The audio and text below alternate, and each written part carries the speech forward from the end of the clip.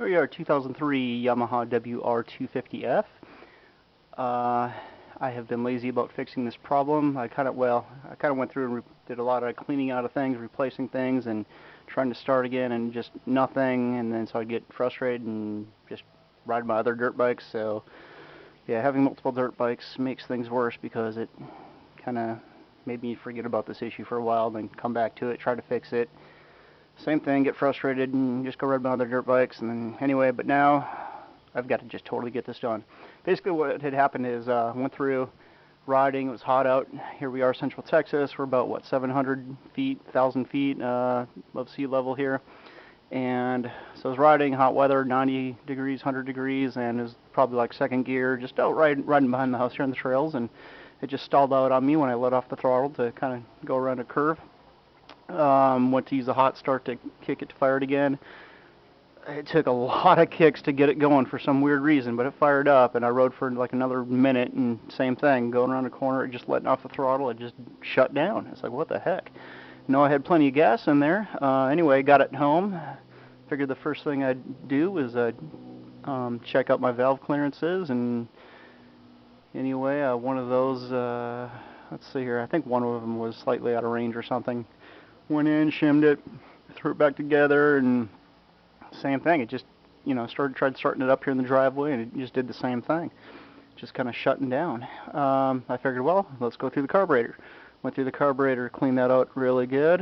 Didn't notice anything clogged in there, and cleaned it out with air and carb cleaner, and blew out all the jets and all that stuff. Threw it back together, try it, same thing. I was like, what the heck? Anyway, so I went through the whole thing, and I ordered I read on Thumper Talk about the hot start nut on there, how the cheap Yamaha plastic ones get funky and bad. I went in there and replaced that with a billet aluminum one, and I also replaced the little O-ring that goes on the hot start. And let's see here if I can move my little tripod here. So here we go. This is what I replaced. There's the hot start nut. And then when you go up there, the little plunger's got one. I replaced the O-ring on that. I replaced my choke. I replaced the upper and the lower seals. I replaced this air cut valve right here. I opened that up, just take a look at it, and sure enough, the diaphragm is old, funky, bad, so I replaced that. The throttle position sensor. Obviously, I did not touch that. That's a big no-no to touch that, but I did unplug it also to try and do that, and that made no difference at all. Let's see here. I ended up going through putting a new float in, a new needle. I set my float height to spec, which is the 8 millimeters from the body. You flip this upside down, or at like a 40-degree angle, or whatever it is, and so I got that set at that 8 millimeters. And I also used the little credit card or an old telephone card or whatever, hard plastic piece, and where basically I cut out 8 millimeters from this surface down and this surface down, 8 millimeters, and then that basically goes in and sets on that surface, and then, well, obviously you're going to hold it the other way around, upside down, and then this upper part here would be touching the very top surface of the float. Anyway, so that's all set good. I even had my neighbor help come over and reconfirm everything. He used to work for Suzuki corporate years ago, and he's a big old mechanic guy, and he went through the carb after I went through and said everything's perfect. So yeah, and I even replaced float. Let's see here. Oh, I also ordered the JD kit, which came with the accelerator pump mod, the little O-ring thing, and then I called them up the other day, and they said in this temperature range, at this elevation that I'm at here in Central Texas, to be running the red needle in the number 4 clip position. And also, I am running let's go through this here so I can let you know. Here's the JD page that comes with the paper. Anyway, so things are a little different from the paper than from what I called and told them, because so the stock carburetor has got the Yamaha's needle in the number 4 clip position, a 185 main, a 40 pilot, and a 90 leak. JD's kit, he said to have me run the red needle in the number 4 clip position. he told me to run the 180 main and a 42 pilot. And what comes in the kit for that whole, for the whole bog issue was that 55 leak. That helps on that. So I am running the 180 main, 42 pilot, 55 leak in the red number 4 clip position. Let's see here. My valves I went through. Let's see here. It was the far right, which was the, the brake side, the foot brake side. I ended up having to put in a 180 shim. Or wait, no, excuse me here. 180 shim, which was in there. I was able to get a 0.15 millimeter feeler gauge in there, and that was kind of loose. So I ended up putting in a 185 because my tolerance for my intake range should be between 0.10 and 0.15 millimeters. And now I'm coming out. I was able to get a 0.1 in there, but I could not get a 0.13 in there. So which kind of puts me in between about a 0.11 or a 0.12. Now my feeler gauge set I've got comes in like a 0.10, and then it goes to a 0.13 and then a 0.15. So therefore a 0.11 and a 0.12 feeler gauge I don't have, but me putting it in there, the 0.10 and the 0.13 I couldn't. It pretty much put me in at a 0.11 or a 0.12. If I wanted to have those two, that's where I come in at. So those are all good, and my exhausts are totally fine. I came in at a 0.20 on the on both exhausts, and I should be between 0.17 and a 0.22. So I'm right in the middle. Those are perfect. And these other two intakes were good. One came in at like a loose 0.13, so pretty much it was a 0.14. And the middle intake valve came in right at a 0.15. It almost a 0.14. So I'm basically right on the limit on that middle one. Anyway, so that's that. I also ordered the couple other seals. The slide plate. I took that out and I put a new that big O-ring thing that goes in on the slide plate. And you have to make sure you get that slide plate in with the flat side down.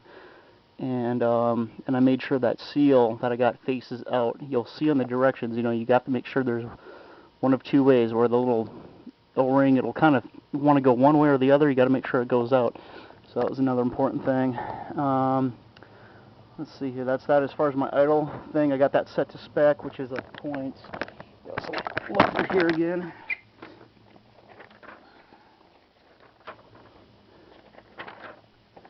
Okay, float height. Yep, that's at 8 millimeters. Did that all to that. I got a new float. I got a new needle valve in there in my carburetor. I never had a problem with that anyway, but I figured, heck, why not get in and do it all at one time. Air cut valve. Let's see here. That's where I put that new diaphragm in the air cut valve. Notice that was bad. Accelerator pump. Let's see here. That was all fine, but I did add that JD jetting, the O-ring around that thing. Oh, and I also did the YZ throttle stop screw. Had the old WR one in there, so that was one of the mods I did. When I got this bike used years ago, it had or did not have any of the free mods done, so I did all that, the gray wire mod and the airbox and all that stuff.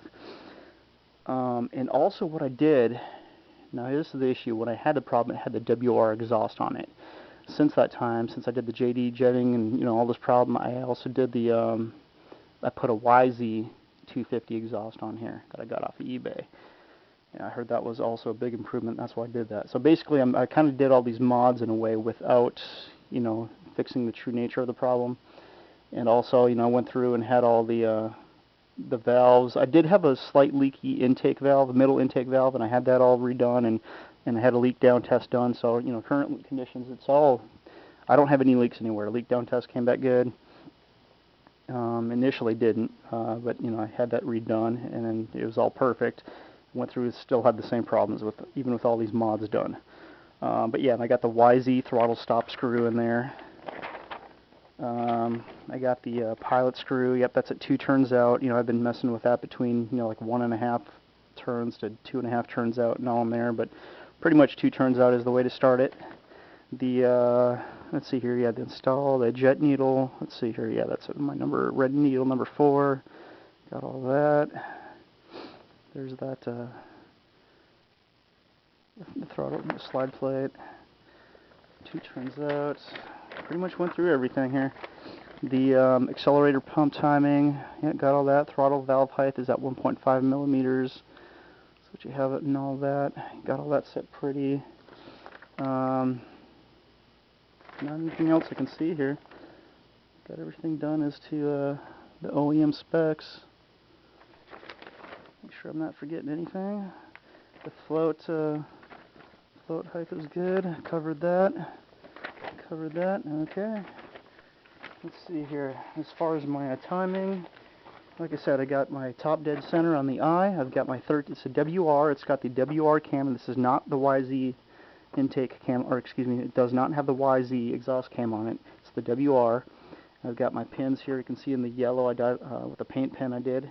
I got 2, 4, 6, 8, 10, 12, and 13 pins in there. And I know you probably can't see it on here, but the dots all line up with the valve head surface.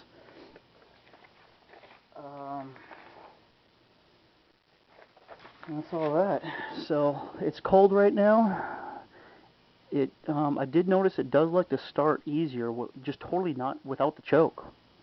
So I'm going to go ahead cold, no choke. Let's see here. I'm not going to twist the throttle at all.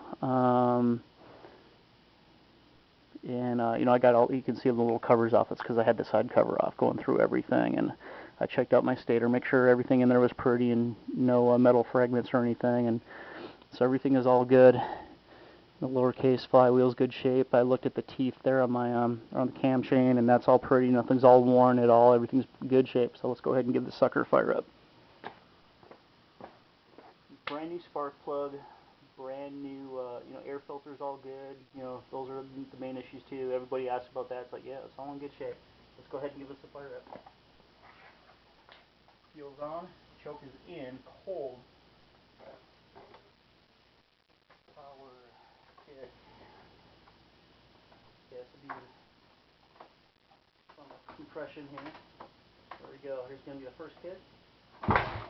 1, 2, 3. No throttle. I'm not giving it any throttle up here. And I am at 2 turns out on the fuel screw.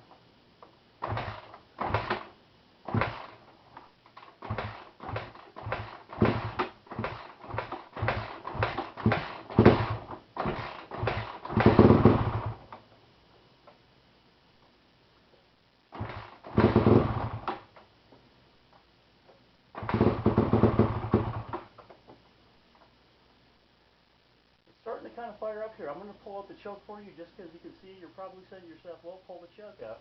Well, there's the choke is out. Oop, backfire.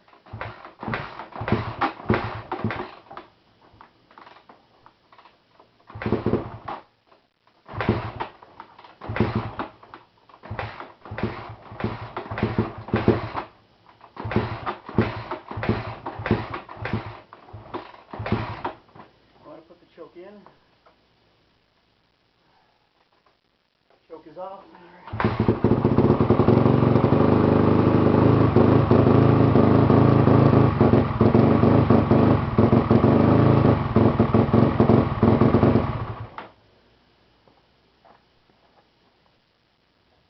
Start. Give it a little bit of gas.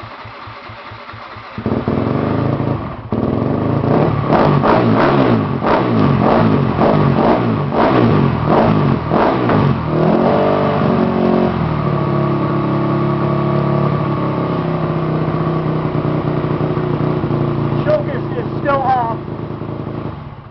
See, it shuts down like that. And that was with, the choke was off, in that off position. So it likes to start in the off position, and that's what it does. It just shuts down. Let's go ahead and try that again. And if I start to feel it starting, I'm going to give it some throttle so it stays going, but initially you shouldn't have to use throttle. It should just stay running.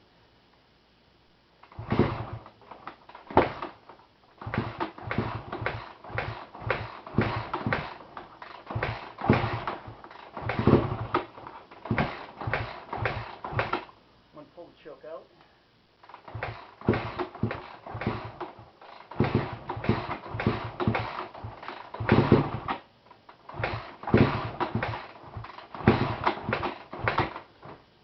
I'm going to put the choke back in, so The choke is now off.